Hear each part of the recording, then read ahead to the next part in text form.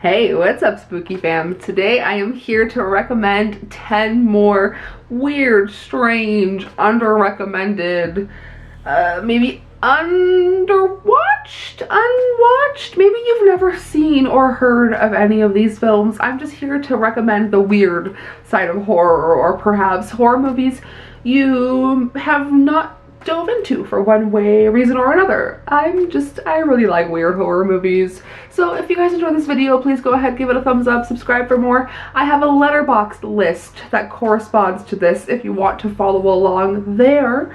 I will leave that link down below as well. Other than that, let's get right into 10 more weird, strange, under-recommended, just fucked up movies.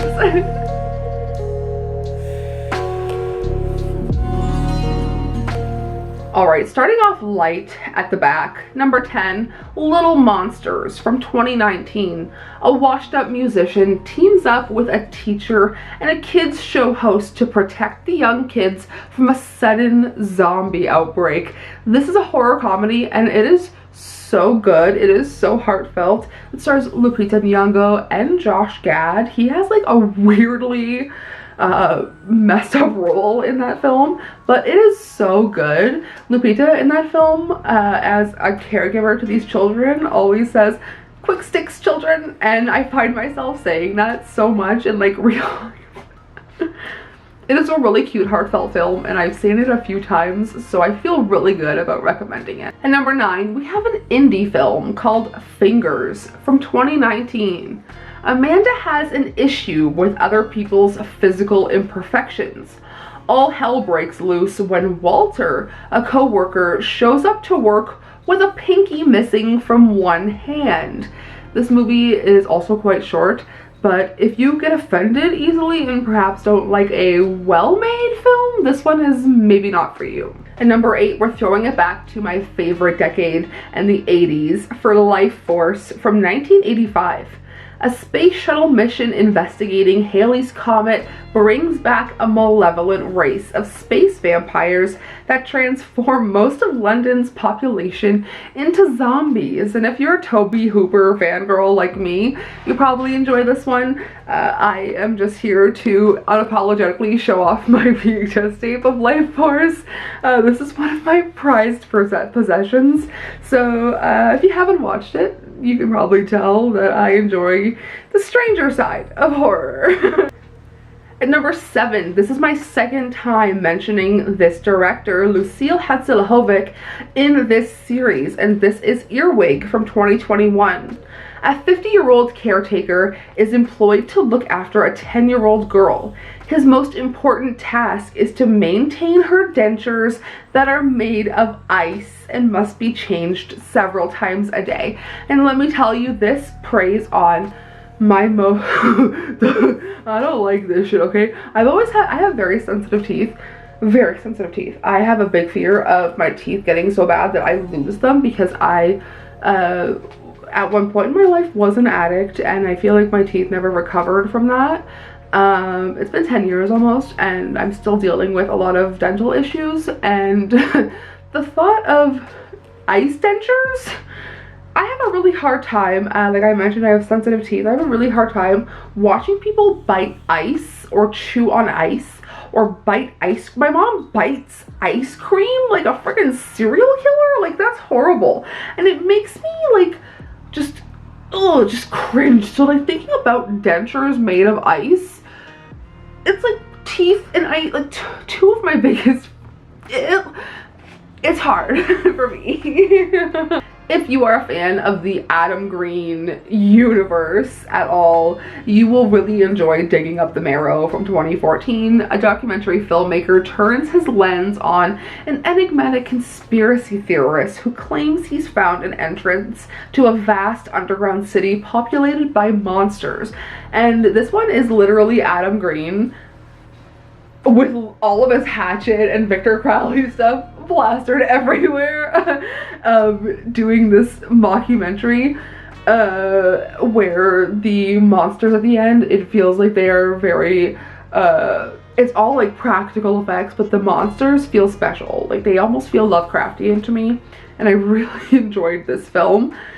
If you guys like mockumentaries, honestly check this one out. I hadn't heard of it until well after, like, I had just watched the Hatchet films a few years ago, and we just watched this film last year, and I really enjoyed digging up the marrow. At number 5, we have a film called Limbo from 2019. A murderer finds himself on trial in hell, caught between a bitter prosecutor and an inexperienced defense attorney. The trial spins out of control when a powerful demon, Lucifer, and people from the killer's past become involved. And I actually only stumbled upon this film because we just finished House. I had never watched House all the way through, and we devoted like a month to just watching the whole show.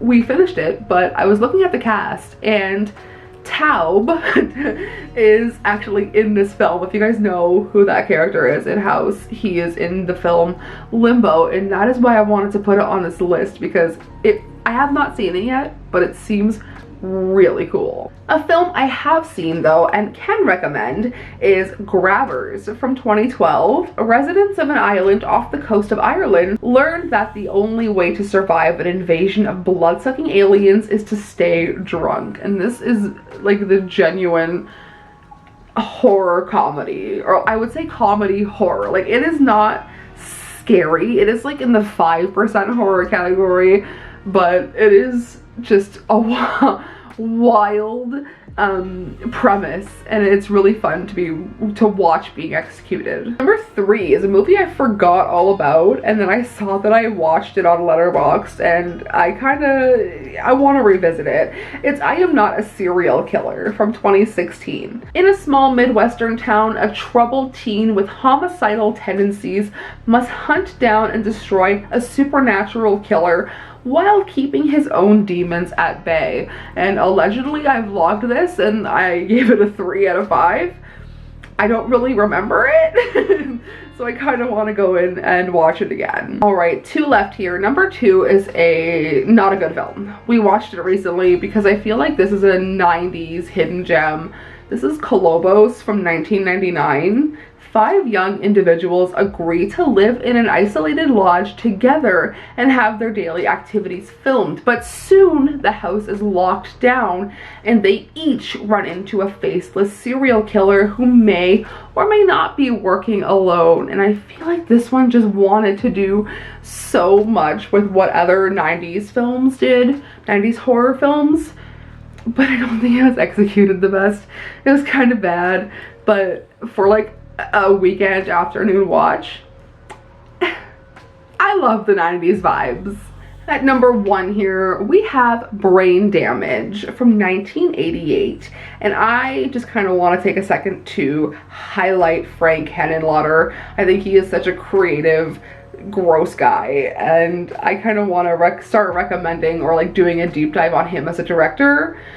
Brain Damage, a normal, average guy who lives in New York City becomes dependent on an evil, disembodied brain. And if you've seen like Frankenhooker or Basket Case or things like that, you've probably seen a Henenlotter film. And when I talk about things like that now, I think of the movie Appendage. If you guys have seen that film, there was like a little gross guy growing off the side of the one girl, and it was very like, it spoke to her, very Henenlotter-esque.